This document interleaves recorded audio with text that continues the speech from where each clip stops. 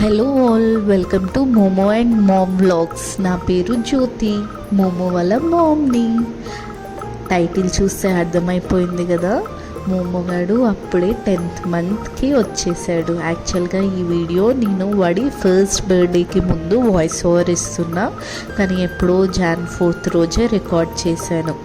తెలిసిందే కదా, మన డెకార్డ్స్ అన్నీ చాలా సింపుల్గా ఉంటాయి. A4 సైజ్ షీట్ని తీసుకొని ఇట్లా ఫోల్డ్ చేసుకొని ట్రయాంగిల్ షేప్లో కట్ చేసుకోండి. సేమ్ అన్నప్రాసన వీడియోలో మనం బ్యానర్ తయారు చేసుకున్నాం కదా, సేమ్ అలాగే. బట్ ఆ బ్యానర్ పైన అన్నప్రాసన అని రాశాను. దీంట్లో ఏమో చిన్నగా ఒక చిన్న డిజైన్ వేయాలి అని అనుకున్నా.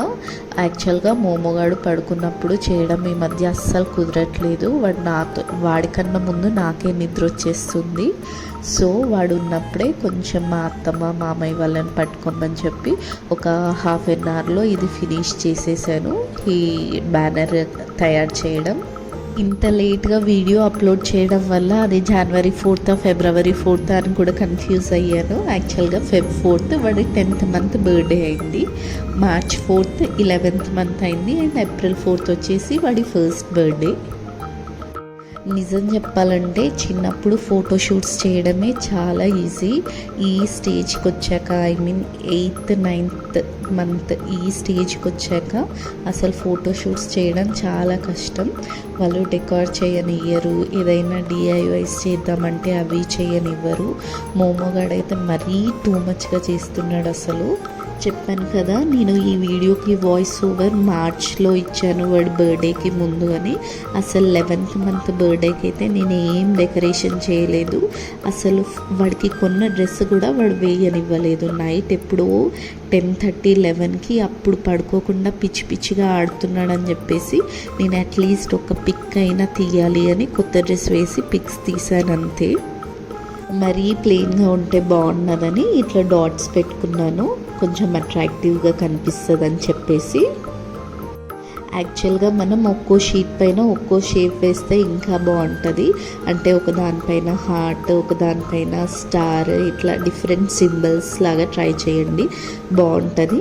నెక్స్ట్ 10 అని కూడా రాయాలనుకున్నా, అందుకోసమే ఈ బ్లూ చార్ట్ పైన ఫస్ట్ పెన్తో 10 అని రాసుకొని దాన్ని ఎగ్జాక్ట్ అదే షేప్లో కట్ చేశాను. మైండ్లో చాలా ఐడియాస్ ఉంటాయి, ఇట్లా చేయాలి అట్లా చేయాలి అని, కానీ టైం కన్స్ట్రెయిన్స్ వల్ల అవన్నీ ఏం సెట్ అవ్వవు. ఏది ఈజీగా ఉంటే అది సెట్ చేసేయడమే, అట్లని చేయకుండా ఉండలేను. మంచి దాంట్లో ఈజీగా అయ్యేది సెలెక్ట్ చేసుకుంటా. కొంచెం కలర్ఫుల్గా ఉండాలని ఇట్లా బెలూన్స్ కూడా బ్లో చేశాను. దాన్ని ఇట్లా సెట్ చేసి 10 పైన కింగ్ క్రోన్ వచ్చేలాగా అది పెట్టాను అన్నమాట. బాగుంది కదా.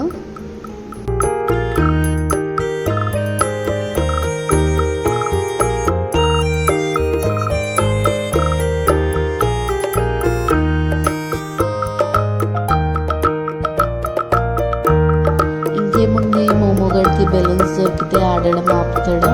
కంటిన్యూస్గా బెలూన్స్తో ఆడుతూనే ఉండేవాడు.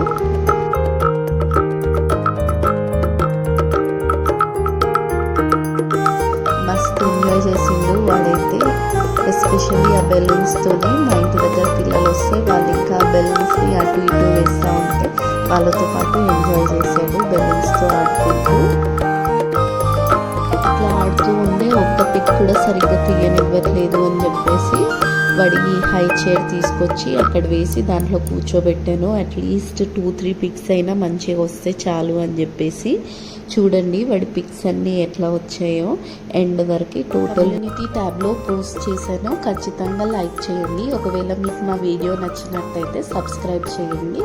మా ఛానల్లో ఉన్న అన్ని వీడియోస్ చూడండి, కంటెంట్ మీకు ఖచ్చితంగా నచ్చుతుంది. సింపుల్గా ఉంటాయి, ఈజీగా ఉంటాయి, అండ్ ఇంట్లో దొరికే వాటితో చేసేలాగానే ఉంటాయి ఇది చేసినా కూడా. And thanks for watching.